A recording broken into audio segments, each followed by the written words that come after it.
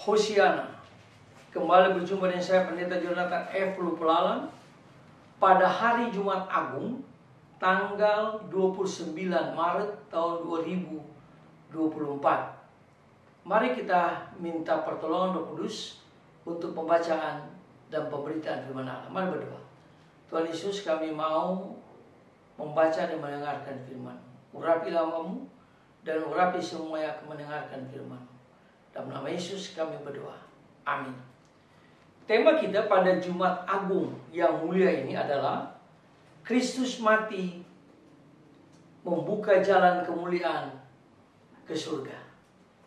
Nah, saudara-saudara yang saya kasih dalam nama Tuhan Kristus, di dalam Yesaya pasal yang ke-52 ayat yang ke-13 sampai dengan Yesaya 53 ayat 12 menjelaskan tentang kematian Tuhan kita Yesus Kristus. Nabi Yesaya menubuatkan bahwa penderitaan Mesias bukan hanya secara batin, tetapi juga secara lahiriah. Sedemikian hebat yang belum pernah terjadi di antara manusia.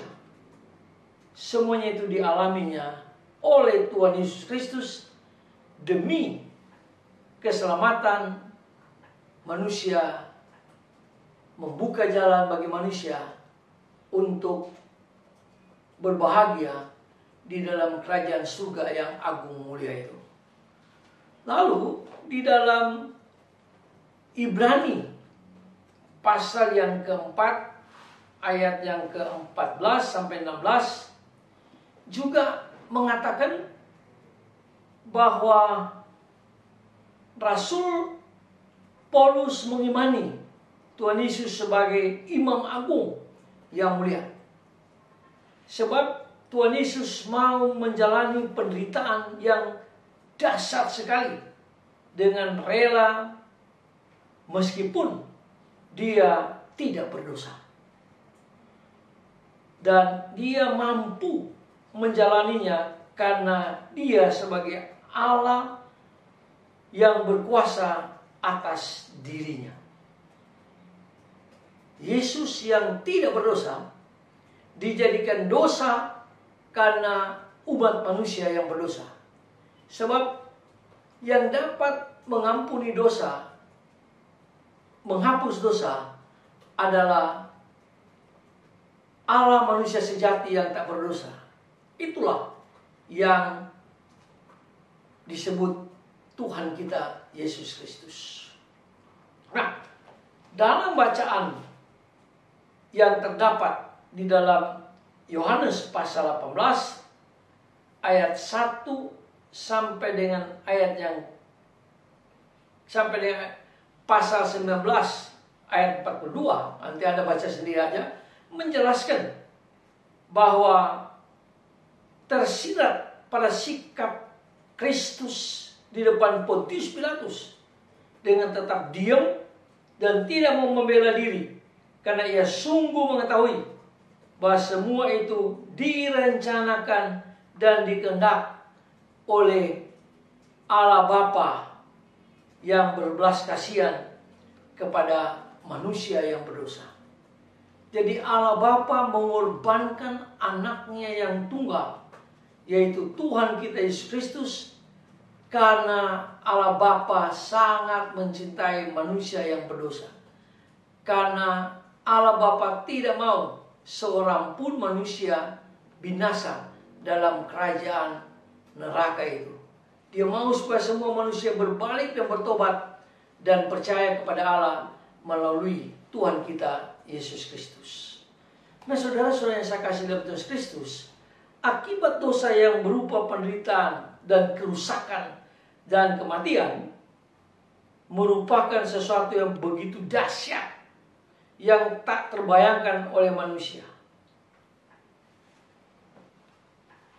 Yesaya melukiskan Tuhan Yesus menderita dan tidak lagi kelihatan seperti manusia, karena tubuhnya dicabik-cabik sampai habis, sampai dia tak berdaya.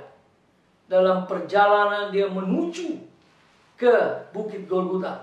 Lalu ada Simon orang Kirene yang ditangkap, yang dipaksa oleh tentara-tentara, oleh serdadu-serdadu Romawi untuk memikul salib Yesus.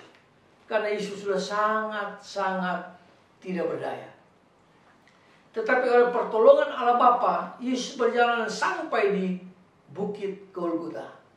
Lalu Yesus menyebutkan 7 perkataan Tuhan Yesus yang luar biasa dahsyatnya.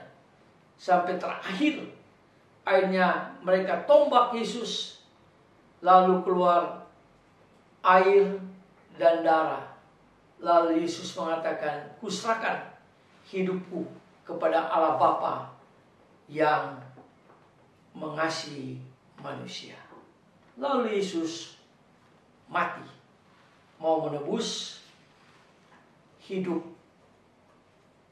manusia yang berdosa. Nah, saudara-saudara yang saya kasih dalam Tuhan Kristus, secara manusiawi sulit bagi manusia untuk bertahan hidup apabila menerima penyiksaan dan penderitaan seperti yang dialami oleh Tuhan Yesus.